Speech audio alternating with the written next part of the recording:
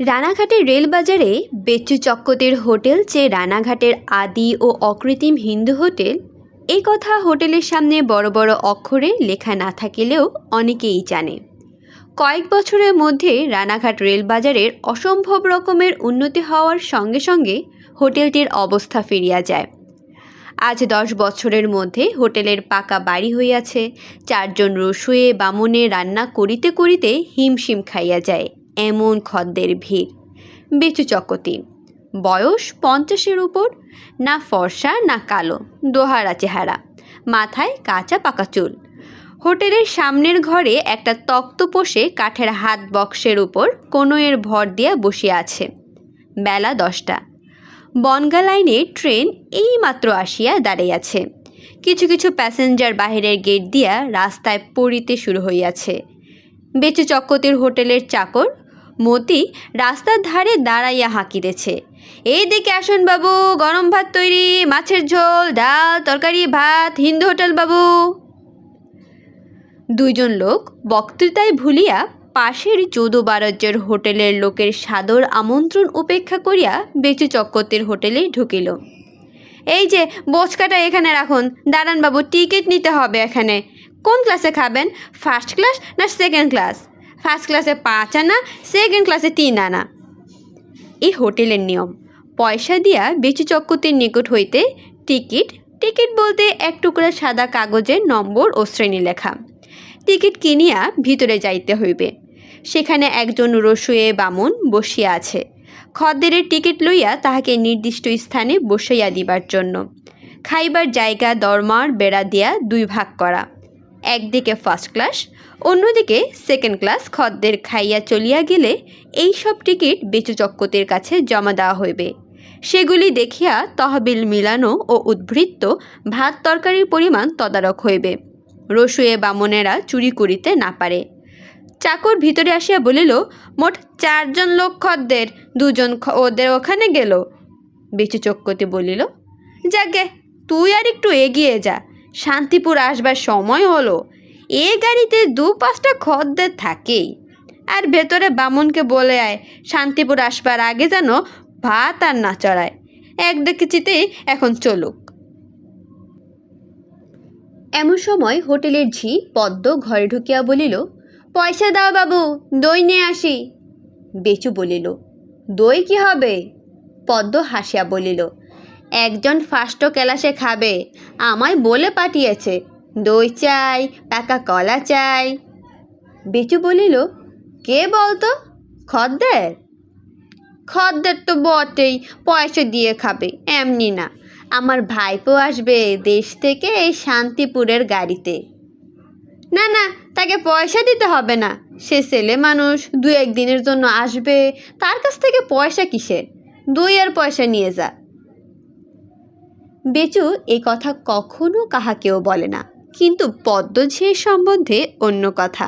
পদ্মঝি এ হোটেলে যা বলে তাই হয়, তাহার উপর কথা বলিবার কেহ নাই। সেজন্য দুষ্টু লোকে নানা রকম মন্দ কথা বলে, কিন্তু সেসব কথা কান দিতে গেলে চলে না। শান্তিপুরের গাড়ি আসিবার শব্দ পাওয়া গেল। হোটেলের চাকর খদ্দের আনিতে স্টেশনে যাইতেছিল। বেচু চক্কতি বলিল, খদ্দের বেশি করে আনতে না পারলে আর তোমায় রাখা হবে না, মনে রেখো।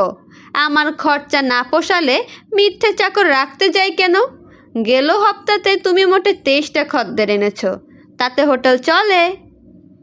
পদ্মঝি বলিল, তোমায় পই পই করি বলে হার মেনে গেলাম। 3 আনা বাড়িয়ে 14 পয়সা করো, আর ফার্স্ট ক্লাস টেলাস তুলে দাও। কটা খদ্দের হয় ফার্স্ট ক্লাসে? যদুবারের হোটেলে রেট কমিয়েছে শুনে। বেচু বলিল, চুপ চুপ, একটু আসতে বল না, কারো কানে কথা গেলে এখনই। এমন সময় 6 জন খদ্দের সঙ্গে করিয়া মতি চাকর ফিরিয়া আসিল। বেচু বলিল, আসুন বাবু, পুটলি এখানে রাখুন। কোন ক্লাসে খাবেন বাবুরা? 5 আনা আর 3 আনা। একজন বলিল, তোমার সে বামুন ঠাকুরটি আছে তো, তার হাতের রান্না খেতেই এলাম। আমরা সেবার খেয়ে গিয়ে ভুলতে পারিনি, মাংস হবে। লোকটি বলিল, আমরা মকদ্দমা করতে এসেছি কি না? যদি জিতি পোড়ামা আর সিদ্ধেশ্বরীর ইচ্ছায়, তবে হোটেলে আমাদের আজ থাকতেই হবে। কাল উকিলের বাড়ি কাজ আছে। তাহলে আজ ওবেলা 3 মাংস চাই, কিন্তু সেই বামুন ঠাকুরকে দিয়ে রান্না করানো চাই, নইলে আমরা অন্য জায়গায় যাব। ইহারা টিকিট কিনিয়া খাইবার ঘরে ঢুকিলে পদ্মঝি বলিল, পোড়ার মুখ মিনসে আবার শুনতে না পায়। কি যে ওর রান্নার সুখ্যাত করে লোকে, তা বলতে পারিনি। কি এমন মরণ রান্নার? বেচু বলিল, টিকিটগুলো নিয়ে আয় তো ভেতর থেকে, এবেলার হিসেবটা মিটিয়ে রাখি। আর এখন তো গাড়ি নেই, আবার সেই একটাই মুড়ো গাছা লোকাল। পদ্ম বলিল, কেন? আসাম মেল। আসাম মেলে আর তেমন খদ্দের আসছে কই? আগে আগে আসাম মেলে 8-10টা ফি দিন পাওয়া যেত। কি যে হয়েছে বাজারের অবস্থা। পদ্মজি ভিতরে গিয়া রসুয়ে বামনের নিকট হইতে টিকিট আনিয়া বলিল, শোনো মজা, ফাস্ট ক্যালাসের ডাল যা ছিল সব সাবার, হাজারি ঠাকুরের কাণ্ড। এদিকে খদ্দের বাবুরা গিয়ে তাকে একেবারে সজ্ঞে তুলে দিচ্ছে। তুমি হেন রাধো, তুমি তেন রাধো বলে যত ওনা সৃষ্টি কাণ্ড, যা দেখতে পারিনি তাই। এখন ডালের কি করবে বলো? ডাল কতটা আছে দেখলি? লবডাঙ্কা। আর মেরে কেটে 3 জনের মতো হবে। কজনের মতো ডাল দিয়েছিলি? 10 জনের মতো। মুগের ডাল আলাদা ফাস্ট ক্যালাসের মুড়ি ঘন্টের জন্য দিয়েছি। সেকেন্ড ক্যালাসে 30 জনের মুসুরি খেসারি মিশাল ডাল। হাজারি ঠাকুরকে ডেকে দে। পদ্মঝি হাজারি ঠাকুরদের সঙ্গে করিয়াই আনিল। লোকটার বয়স 45-46, এক হারা চেহারা, রং কালো। দেখিলে মনে হয় লোকটা নিপাট ভালো মানুষ। বেচু বলিল, হাজারি ঠাকুর, ডাল কম হলো কি করে? হাজারি ঠাকুর বলিল, তা কি করে বলবো বাবু, রোজ যেমন ডাল খদ্দের দিই তার বেশি তো দিইনি। কম হলে আমি কি করব বলুন? পদ্মজি ঝংকার দিয়া বলিল, তোমার হাড়ে হাড়ে বদমাইশি ঠাকুর। আমি স্পষ্ট দেখেছি তুমি ওই খদ্দের বাবুদের মুখে রান্নার সুখ্যাতি শুনে তাদের পাতে উড়কি উড়কি মুড়ি ঘণ্ট ঢালছ। পয়সা করিও দিয়েছে বোধ হয় বকশিস। হাজারি বলিল, বকশিস? এই হোটেলে কত পাই দেখেছো তো পদ্ম দিদি? একটা বিড়ি খেতে কেউ দেয়? আজ 5 বছর এখানে আসি, তুমি কেবল বকশিস পেতে দেখো আমাকে। পদ্ম বলিল, তুমি মুখে মুখে তক্ক করো না বলে দিচ্ছি। পদ্মজি কাউকে ভয় করে কথা বলবার মেয়ে নয়। ফাস্ট ক্যালাসের বাবুরা পুজোর সময় তোমায় গেঞ্জি কিনে দেয়নি? ইস, ভারী গেঞ্জি একটা কিনে দিয়েছিল বুঝি, পুরনো গেঞ্জি। বেশি চক্কতি বলিল, যাও যাও ঠাকুর, বাজে কথা নিয়ে বকো না। বেশি খদ্দের আসে, ডালের দাম তোমার মাইনে থেকে কাটা যাবে। কেন বাবু, আমার কি দোষ হলো এতে? পদ্ম দিদি 8 জনের ডাল মেপে দিয়েছে, তাতে খেয়েছে 11 জন। পদ্ম এবার হাজারি ঠাকুরের সামনে আসিয়া হাত মুখ নাড়িয়া চোখ পাকাইয়া বলিল, 8 জনের ডাল মেপে দিয়েছি? নস্যার বদমাস গাঁজাখোর কোথাকার। 10 জনের 10-এর অর্ধেক 5 পোয়া ডাল তোমায় দিইনি বের করে। হাজারি ঠাকুর আর প্রতিবাদ করিতে বোধ হয় সাহস পাইল না। পদ্মজি অত অল্পে বোধ হয় ছাড়িত না, কিন্তু ইতিমধ্যে খদ্দেররা আসিয়া পড়াতে সে কথা বন্ধ করিয়া চলিয়া গেল। হাজারি ঠাকুরও ভিতরে গেল। বেলা প্রায় 2:30। আসাম মেল অনেকক্ষণ আসিয়া চলিয়া গিয়াছে। হাজারি ঠাকুর একা খাওয়ার ঘরে খাইতে বসিল। বড় ডেকচিতে 2টি খানি মাত্র ভাত ও কড়ায় একটুখানি ঘাটা তরকারি পড়িয়া আছে। ডাল মাছ যাহা ছিল পদ্মঝিকে তাহার বড় থালায় বাড়াইয়া দিতে হইয়াছে। সে রোজ বেলা 1:30টার সময় রান্নাঘরের উদ্ধৃত ডাল তরকারি মাছ নিজের বাসায় লইয়া যায়। রসুয়ে বামুনদের জন্য কিছু থাকুক আর না থাকুক। অন্য রসুয়ে বামুনটা উড়িয়া, তার নাম রতন ঠাকুর। সে হোটেলে বসিয়া খায় না, তাহারও বাসা নিকটে, সেও ভাত তরকারি লইয়া যায়। হাজারের এখানে কেহ নাই, সে হোটেলেই থাকে, হোটেলেই খায়। রোজই তার ভাগ্যে এই রকম। বেলা 2:30 পর্যন্ত খালি পেটে খাটিয়া দুটি করকরে ভাত, কোনোদিন সামান্য একটু ডাল, কোনোদিন তাও না, ইহাই তাহার বরাদ্দ। ডেকচিতে বেশি ভাত থাকিলে পদ্মঝি বলিবে, অত ভাত খাবে কে, ও তো 3 জনের খোরাক, আমার থালায় আরও দুটি বেশি করে দেও তো ভাত বেড়ে। হাজারি ঠাকুর খাইতে বসিয়া রোজ ভাবে, আর দুটো ভাত থাকলে ভালো হতো, না হয় তেঁতুল দিয়ে খেতাম। পদ্মটা কি সোজা বদমাস মাগি, পেট ভরে যে কেউ খায় তাও তার সহ্য হয় না।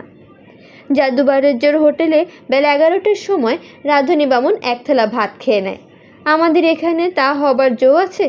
বাবা, যেমন কর্তা তেমন গিন্নি। পদ্মঝিকে মনে মনে গিন্নি বলিয়া হাজারি ঠাকুর খুব আমোদ উপভোগ করিল। মুখ ফুটিয়া যাহা বলা যায় না, মনে মনে তাহা বলিয়াও সুখ। খাওয়ার পরে মাত্র 2.5 ঘন্টা ছুটি, আবার ঠিক বেলা 5টায় উনুন ডেকচি চাপাইতে হবে। রতন ঠাকুর এই সময়টা বাসায় গিয়া ঘুমায়, কিন্তু হাজারি ঠাকুর চূর্ণী নদীর ধারে ঠাকুরবাড়িতে কিংবা রাধাবল্লভ তলায় নাট মন্দিরে একা বসিয়া কাটায়। না ঘুমাইয়া একা বসিয়া কাটাইবার মানে আছে। হাজারি ঠাকুরের এই সময়টা হইতেছে ভাবিবার সময়।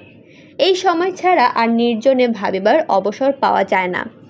সন্ধ্যা 7টা পর্যন্ত রান্নার কাজে ব্যস্ত থাকিতে হয়। চূর্ণী নদীর ধারের জায়গাটি বেশ ভালো লাগে। ওপারে শান্তিপুর যাইবার কাঁচা সড়ক, খেয়া নৌকায় লোকজন পারাপার হইতেছে। গ্রামের বাঁশবন, শিমুল গাছ, মাঠ, কলাই ক্ষেত, গাব ভেরেন্ডার বেড়াঘাড়া গৃহস্থ বাড়ি। হাজারি ঠাকুর একটা বিড়ি ধরাইয়া ভাবিতে আরম্ভ করিল। আজ 5 বছর হইয়া গেল বেচু চক্কতির হোটেলে।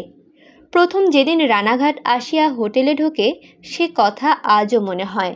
গাংনাপুর হইতে রানাঘাট আসিয়া সে প্রথমেই গেল বেচু চক্কতির হোটেলে কাজের সন্ধানে। কর্তার সামনেই বসিয়াছিলেন, বলিলেন, কি চাই? হাজারি বলিল, আজ্ঞে বাবু, রসুয়ে বামুনের কাজ করি, কাজের চেষ্টায় ঘুরছি। বাবুর হোটেলে কাজ আছে। তোমার নাম কি? আজ্ঞে হাজারি দেব শর্মা, উপাধি চক্রবর্তী। এইভাবে নাম বলিতে হাজারির পিতা ঠাকুর তাহাকে শিখাইয়া দিয়াছিলেন। বাড়ি কোথায়? গাংনাপুর স্টেশনে নেমে যেতে হয় এরশোলা গ্রামে। রাত্রে জানো? বাবু, একদিন রাঁধিয়ে দেখুন, মাংস মাছ যা দেবেন সব পারবো। আচ্ছা, 3 দিন এমনি রাখতে হবে, তারপর 60 টাকা মাইনে দেব আর খেতে পাবে। রাজি থাকো, আজই কাজে লেগে যাও। সেই হইতে আজ পর্যন্ত 60 টাকার 1 পয়সা মাহিনা বাড়ে নাই, অথচ খদ্দের বাবুরা সকলেই তাহার রান্নার সুখ্যাতি করে। যদিচ পদ্মা ঝিয়ের মুখে একটা সুখ্যাতির কথাও সে কখনো শোনে নাই। ভালো কথা তো দূরের কথা, পদ্মঝি তাহাকে আঁশ বটি পাতিয়া পারে তো কোটে। গরিব লোক, এই বাজারে চাকুরি ছাড়িয়া দিয়া যাইবেই বা কোথায়? যাক, তাহার জন্য সেও তত ভাবে না। তাহার মনে একটা বড় আশা আছে, ভগবান তাহা যদি পূর্ণ করেন কোনো দিন, তবে তাহার সকল খেদ দূর হইয়া যায়। হোটেলের কাজ সে খুব ভালো শিখিয়া লইয়াছে। সে নিজে একটা হোটেল খুলিবে। হোটেলের বাহিরে লেখা থাকিবে, হাজারি চক্রবর্তীর হিন্দু হোটেল, রানাঘাট, ভদ্রলোকদের সস্তায় আহার ও বিশ্রামের স্থান। আসুন, দেখুন, পরীক্ষা করুন। কর্তার মতো তাকিয়া ঠেস দিয়া বসিয়ায় টিকিট বিক্রয় করিবে। সে নিজে বাজারে গিয়া মাছ তরকারি কিনিয়া আনিবে। এ হোটেলের মতো ঝিয়ের উপর সব ভার ফেলিয়া দিয়া রাখিবে না। খদ্দেরদের ভালো জিনিস খাওয়াইয়া খুশি করিয়া পয়সা লইবে। সে এই কয় বছরে বুঝিয়া দেখিল, লোকে ভালো জিনিস ভালো রান্না খাইতে পাইলে 2 পয়সা বেশি রেট দিতেও আপত্তি করে না। এ হোটেলের মতো জুয়াচুরি সে করিবে না। মসুরি ডালের সঙ্গে কম দামের খেসারি ডাল চালাইবে না। বাজারের কানা পোকা ধরা বেগুন, রেল চালানি বরফ দেওয়া সস্তা মাছ বাছিয়া বাছিয়া হোটেলের জন্য কিনিবে না। এখানে খদ্দেরদের বিশ্রামের বন্দোবস্ত নাই। যাহারা নিতান্ত বিশ্রাম করিতে চায়, কর্তার গদিতে বসিয়া 1 আধটা বিড়ি খায়, কিন্তু তাহার মনে হয় বিশ্রামের ভালো ব্যবস্থা থাকিলে সে হোটেলে লোক বেশি আসিবে। অনেকেই খাওয়ার পরে একটু গড়াইয়া লইতে চায়। সে তাহার হোটেলে একটা আলাদা ঘর রাখিবে খুচরো খদ্দেরদের বিশ্রামের জন্য। সেখানে তক্তপোশের উপর শতরঞ্চি ও চাদর পাতা থাকিবে, বালিশ থাকিবে, তামাক খাইবার বন্দোবস্ত থাকিবে। কেউ একটু ঘুমাইয়া লইতে চাহিলেও অনায়াসে পারিবে। খাও দাও, বিশ্রাম করো, তামাক খাও, চলিয়া যাও। রানাঘাটের কোনো হোটেলে এমন ব্যবস্থা নাই, যদু বাণিজ্যের হোটেলেও না। ব্যবসা ভালো করিয়া চালাইতে হইলে এইসব ব্যবস্থা দরকার, নইলে রেলগাড়ির সময় স্টেশনে গিয়া শুধু আসুন বাবু, ভালো হিন্দু হোটেল বলিয়া চেঁচাইলে কি আর খদ্দের আসে? খদ্দেররা খোঁজে আরামে ভালো খাওয়া, যে দিতে পারিবে তাহার ওখানেই লোক ঝুঁকিবে। অবশ্য ইহা সে বোঝে। আজ যদি একটা হোটেলে বিশ্রামের ঘর করে, তবে দেখিতে দেখিতে কালোই রানাঘাটের বাজারময় সব হিন্দু হোটেলেই দেখা দেখি বিশ্রামের ঘর খুলিয়া বসিবে, যদি তাহাতে খদ্দর টানা যায়। তবু একবার নাম বাহির করিতে পারিলে প্রথমে যে নাম বাহির করে তাহারই সুবিধা। আরও কত মতলব হাজারের মাথায় আছে, শুধু খদ্দেরের বিশ্রামের ঘর কেন, মোকদ্দমা মামলা যাহারা করিতে আসে তাহারা সারা দিনের খাটনির পর হয়তো খাইয়া দাইয়া একটু তাস খেলিতে চায়, সে ব্যবস্থা থাকিবে।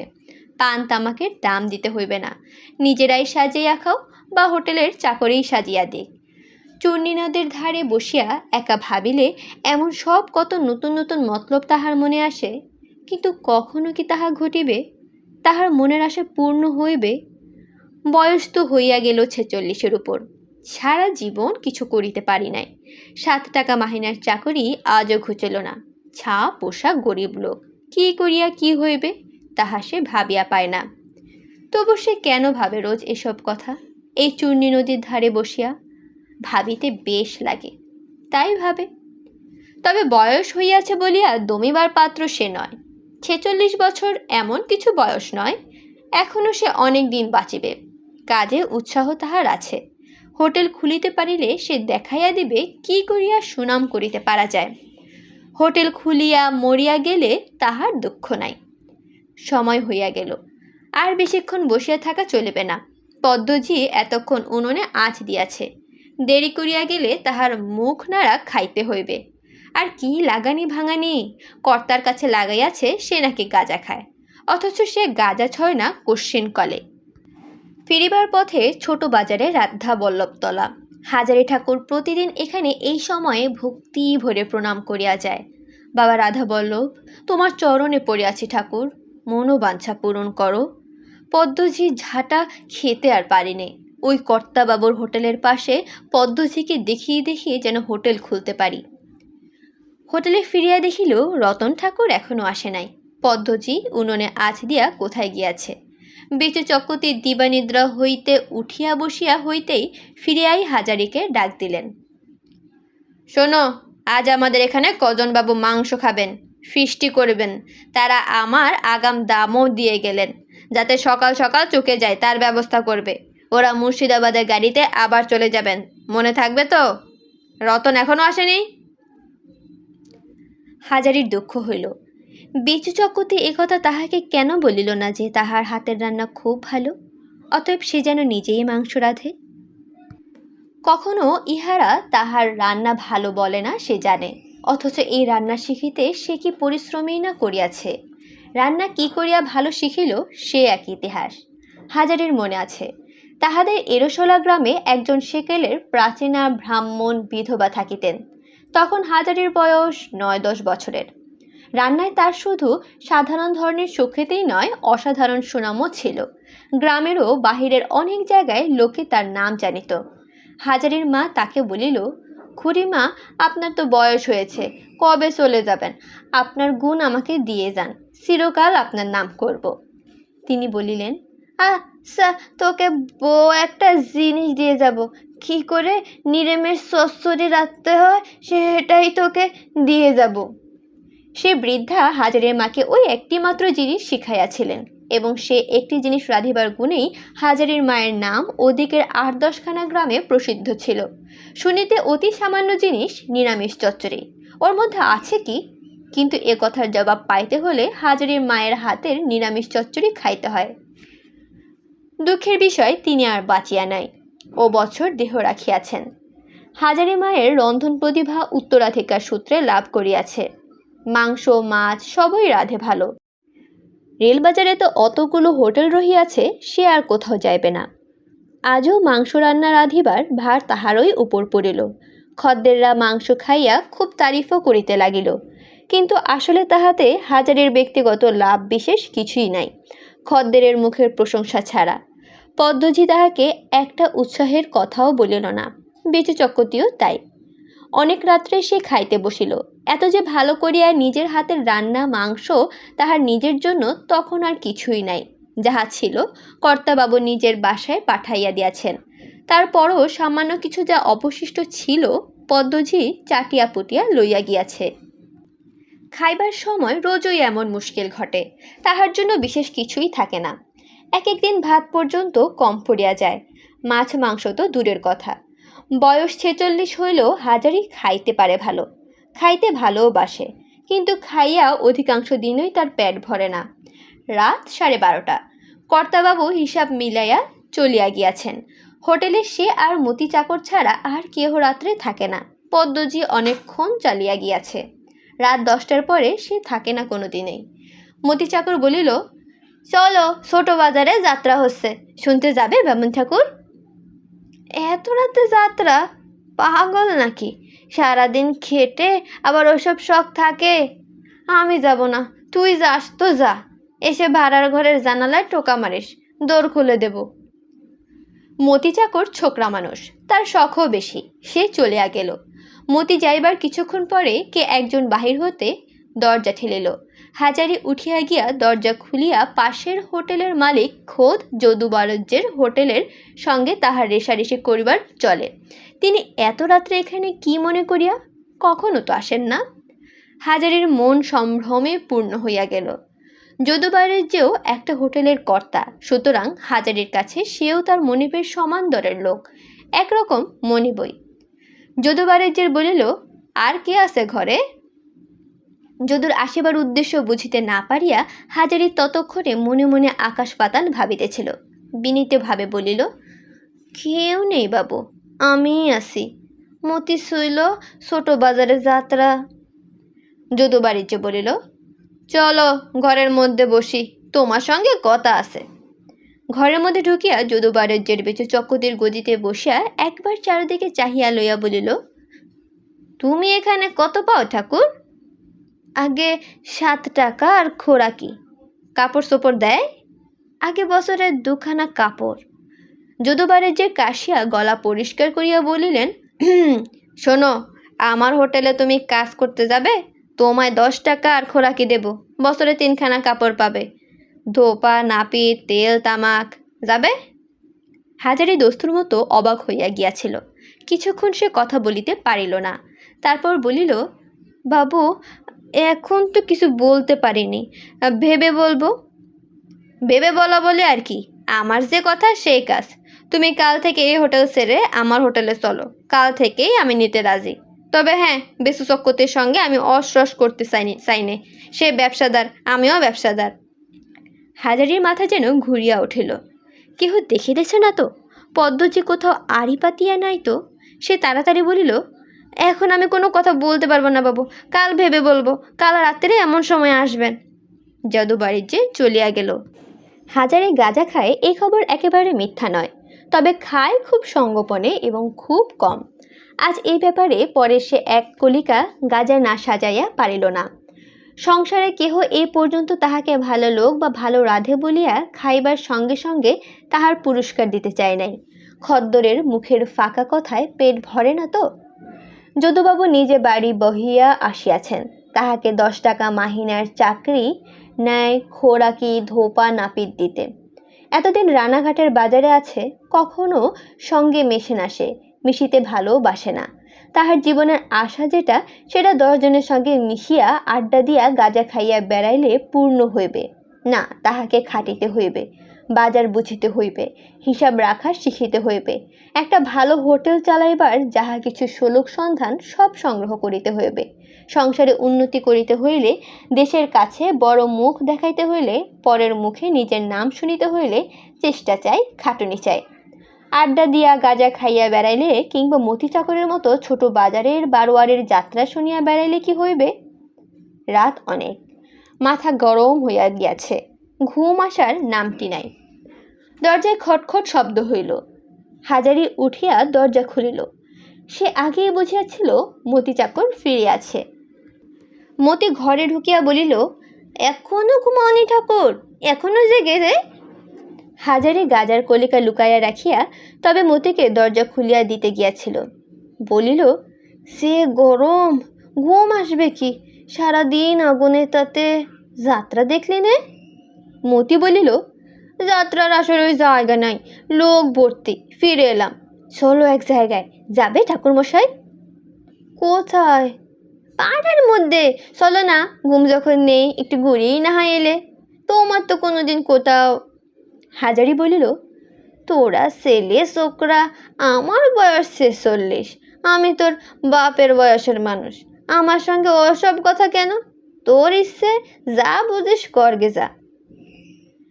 বাবুর কাছে কি পদ্মদিদির কাছে কিছু বলো না ঠাকুরমশাই, দোহাই, দুটি পায়ে পড়ি।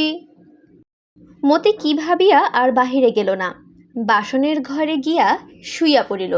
হাজারিও বাসনের ঘরে শোয়। আজ সে বাহিরের গদির মেঝেতে তাহার পুরনো মাদুরখানা পাতিয়া শুইল। না, যদুবাবুর হোটেলে সে যাইবে না।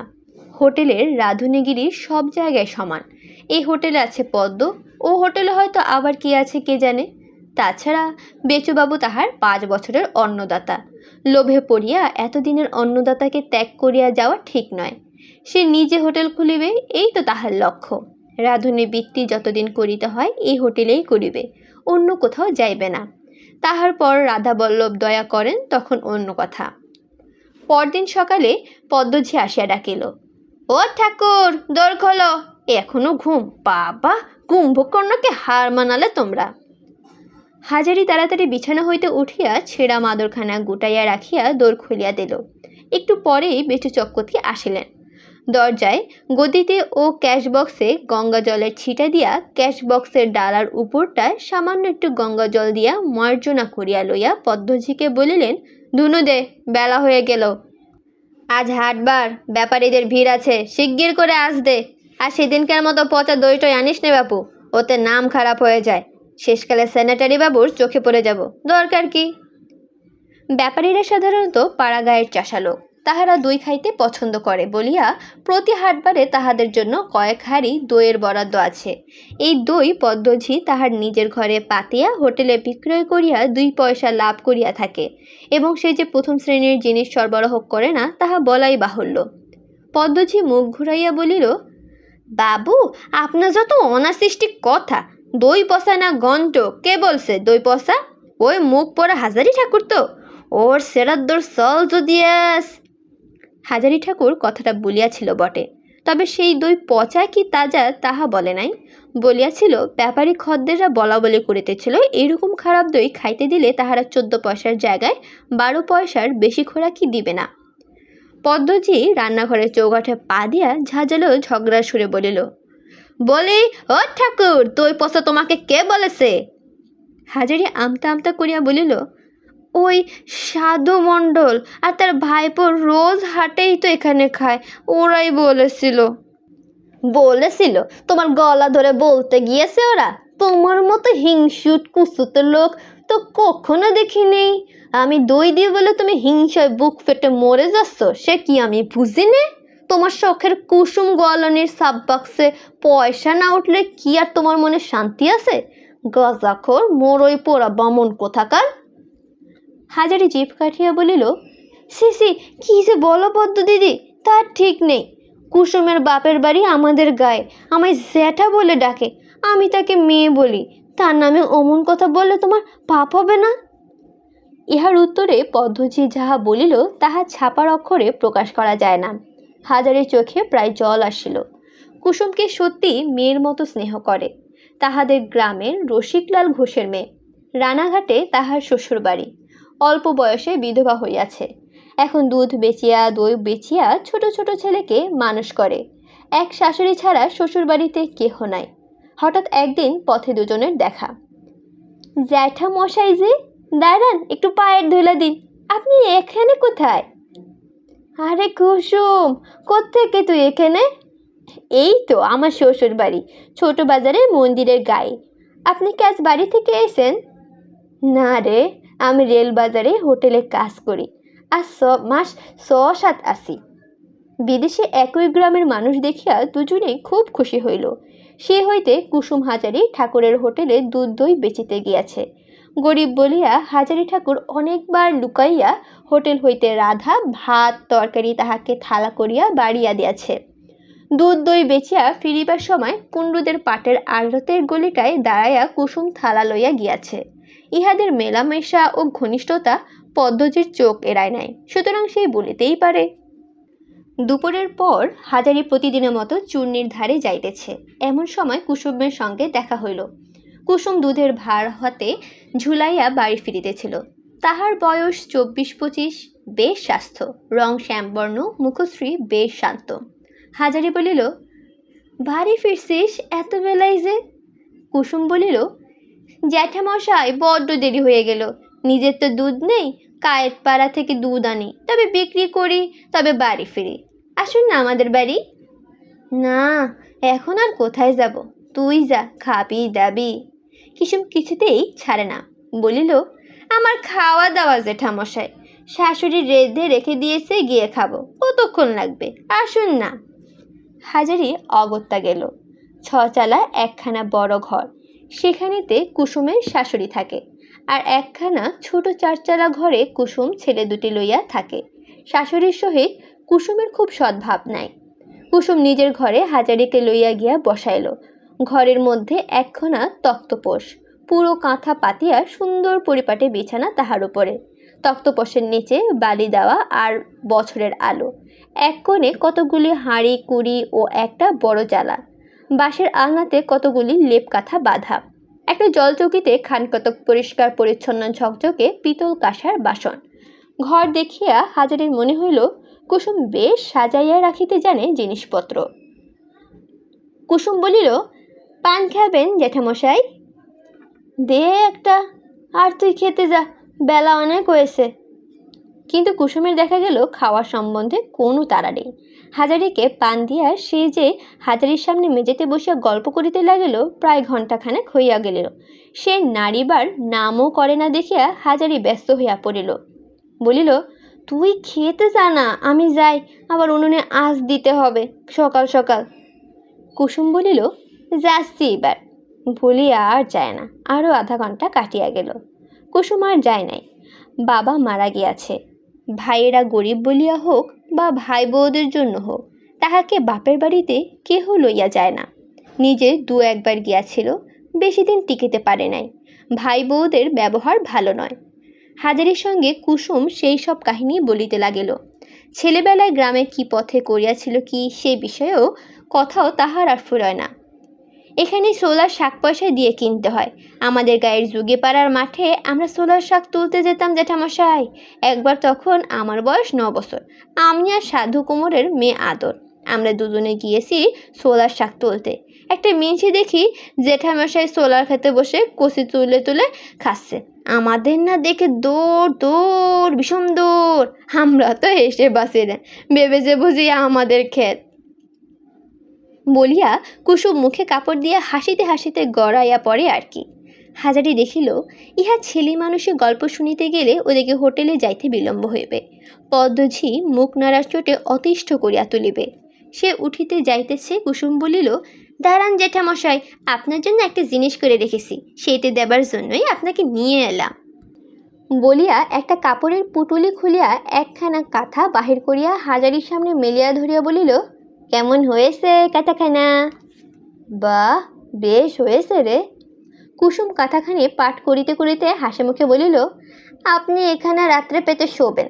আপনি শুধু মাদুরের উপর শুয়ে থাকেন হোটেলে। আমার অনেক দিনের ইচ্ছা, একখানা কাঁথা আপনাকে সেলাই করে দেব। তা 2-3 মাস ধরে একটু একটু করে এখানে আজ দিন 5-6 হলো শেষ হয়েছে। হাজারি ভারী খুশি হইল। কুসুমের বাবা রসিক ঘোষ প্রায় তাহার সমবয়সী। কুসুম তাহার মেয়ের সমান, একই গায়ের লোক। তাহা হইলেও কি সবাই করে? গায়ে তো কত লোক আছে। মুখে বলিল, বেঁচে থাক মা, মেয়ে না হলে বাপের জন্য এত আত্মীয় দেখায় কে? ভারী চমৎকার কথা। আমি পেতে শুয়ে বাঁচবো এখন। ভারী চমৎকার কথা। বেশ বেশ। কুসুম বলিল, জ্যাঠামশাই, আপনি তো বললেন মেয়ে না হলে কে করে, কিন্তু আমিও বলছি বাবা না হলে হোটেল থেকে নিজের মুখের ভাতের থালা কে মেখে দেয় লুকিয়ে? শ্রাবণ মাসে সেই উপজান্ত বাদলায়। কুসুমের চোখ দিয়া জল গড়াইয়া পড়িতে সে বা হাতে আঁচল দিয়া চোখ মুছিয়া চুপ করিয়া মাটির দিকে চাহিয়া রহিল। কিছুক্ষণ পরে বলিল, মাথার উপর ভগবান জানেন, আর কেউ জানে না। আপনি আমার জন্য যা করছেন। আপনি ব্রাহ্মণ দেবতা, আমি ছোট জাতের মেয়ে, আমার ছোট মুখে বড় কথা সাজে না। তবে আমিও বলছি, উপরে দেনেওয়ালা আপনাকে ভাতের থালার বদলে মোহরের থালা যেন দেন, আমিও যেন দেখে মরি। বলিয়াই সে আসিয়া হাজারির পায়ে গড় হইয়া গলায় আঁচল দিয়া প্রণাম করিল। সেদিন ছিল বেশ বর্ষা। হাজারি দেখিল হোটেলে গদির ঘরে অনেকগুলি ভদ্রলোক বসিয়া আছে। অন্যদিন এ ধরনের খদ্দের এ হোটেলে সাধারণত আসে না। হাজারি ইহাদের দেখে একটু বিস্মিত হইল। বেচু চক্রতে ডাকিল, হাজারি ঠাকুর, এদিকে এসো। হাজারি গদির ঘরের দরজায় আসিয়া দাঁড়াইলে ভদ্রলোকদের একজন বলিলে, এ ঠাকুরটির নাম হাজারি? বেচু চকিত বলিল, হ্যাঁ বাবু, এরই নাম হাজারি। বাবুটি বলিলেন, এর কথাই শুনেছি। ঠাকুর, তুমি আজ বর্ষার দিনে আমাদের মাংস পোলাও রেঁধে ভালো করে খাওয়াতে পারবে? তোমার আলাদা মজুরি যা হয় দেব। বেচু বলিল, ওকে আলাদা মজুরি দেবেন কেন বাবু? আপনাদের আশীর্বাদে আমার হোটেলের নাম অনেক দূর অবধি লোক জানে। ও আমারই ঠাকুর, ওকে কিছু দিতে হবে না। আপনারা যা হুকুম করবেন তাও করবে। এই সময় পদ্মজি বেচু চক্রবর্তীর ডাকে ঘরে ঢুকিল। বেচু চক্রবর্তী কিছু বলিবার পূর্বেই জনৈক বাবু বলিল, জি, আমাদের একটু চা করে খাওয়াও তো। আজ সারাদিন জলায় আর বিলে পাখি মেরে বেরিয়ে বেরিয়ে ভাবলাম ফিরবার গাড়ি তো রাত 10টায়, তাই এই বর্ষার দিনে গরম গরম মাংস একটু খেয়েই যাই। মজুরি কেন দেব না চক্রবর্তী মশাই? ও আমাদের রান্না করুক, আমরা ওকে খুশি করে দিয়ে যাব। ওর জন্যই তো এখানে আসা। কথা শুনিয়া হাজারি অত্যন্ত খুশি হইয়া উঠিল। আরও সে খুশি হইল এই ভাবিয়া যে চক্রবর্তী মশাইয়ের কানে কথাগুলি গেল, তাহার চাকরির উন্নতি হইতে পারে। মনিবের সুনজরে পড়িলে কি না সম্ভব। খুশির চটে সে লক্ষ্যই করিল না যে পদ্মজি তাহার প্রশংসা শুনিয়ে এদিকে হিংসায় নীলবর্ণ হইয়া উঠিয়াছে। বাবুরাও হোটেলের উপর নির্ভর করিল না, তাহারা জিনিসপত্র নিজেরাই কিনিয়া আনিল। হাজারি ঠাকুর মাংস রাঁধিবার একটি বিশেষ প্রণালী জানে। মাংসে এটুকু জল না দিয়ে নেপালি ধরনের মাংস রান্নার কয়দা সে তাহাদের গ্রামের নেপাল ফেরত ডাক্তার শিবচরণ গাঙ্গুলের স্ত্রীর নিকট থেকে অনেক দিন আগে শিখিয়াছিল। কিন্তু হোটেলে দৈনন্দিন খাদ্য তালিকার মধ্যে মাংস কোনো দিনই থাকে না। তবে বাঁধা খরিদ্দারগণের মনোতুষ্টির জন্য মাসে একবার বা দুবার মাংস দেওয়ার ব্যবস্থা আছে বটে। সে রান্নার মধ্যে বিশেষ কৌশল দেখাইতে গেলে চলে না। হাজারি ঠিক করিল, পদ্মজি তাহাকে 2 চক্ষু পারিয়া যেমন দেখিতে পারে না, তেমনি আজ মাংস রাঁধিয়া সকলের বাহবা লইয়া পদ্মজির চোখে আঙুল দিয়া দেখাইয়া দিবে। তাহাকে যত ছোট মনে করে ও, তত ছোট সে নয়। সেও মানুষ, সেও অনেক বড় মানুষ। ভালো জোগাড় না দিলে ভালো রান্না হয় না। পদ্মজি জোগাড় দিবে না এ জানা কথা। হোটেলের অন্য উড়ে বামনটিকে বলিতে পারা যায় না, কারণ সেই হোটেলের সাধারণ রান্না রাঁধিবে। একবার ভাবিল কুসুমকে আনাবো, পরক্ষণে স্থির করিল তাহার দরকার নেই। লোকে কে কি বলবে? পদ্মজি তো বটি পাতিয়া কুটিবে কুসুমকে। যাক, নিজেই যাহা হয় করিয়া লইবে। এখন বেলা হইয়াছে। হাজারি বাজার হইতে কেনা তরি তরকারি মাংস নিজেই কুটিয়া বাছিয়া লইয়া রান্না চাপাইয়া দিল। বর্ষাও যেন নামিয়াছে হিমালয় পাহাড় ভাঙিয়া, কাঠগুলো ভিজিয়া গিয়াছে। মাংস সে কয়লার জালে রাঁধিবে না, তাহার সে বিশেষ প্রণালীর মাংস রান্না কয়লার জালে হইবে না।